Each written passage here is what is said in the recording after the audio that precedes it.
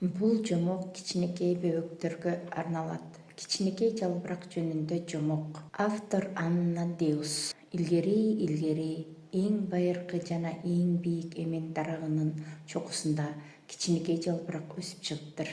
Ал өтө назик эле. Жылдыздай жаркыраган жука тамырлары күндүн жарыгында жылтырап турчу. Жалбырак чоң жана белгилүү болгусу келчү. Ал шамалда чимирилген чоң жана бекем жалбырактарга суктанып, өзү да ошондой болууну эңсечү. Мен ушунчалык кичинекеймин, деп арызданды жалбырак шамалга. Бул чоң дүйнөдө кантип өзгөртүү киргизе алам? Шамал акырын шыбырады. Сенин күчүңдү али биле элексиң. Бирок жалбырак ишенген жок.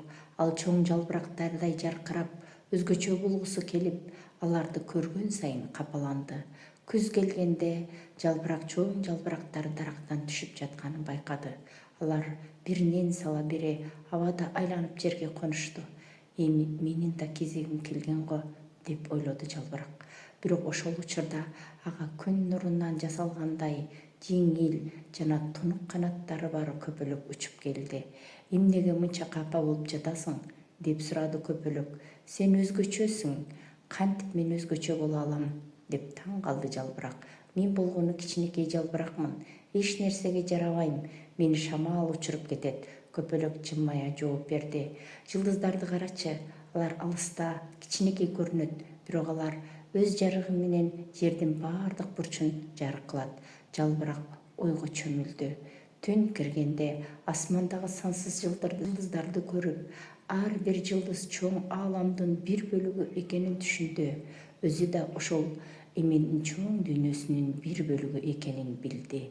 Күздүн сыйкыры улана берди. Жалбырак бутактан үзүлүп түшкөндө шамал аны акырын жерге алып келди.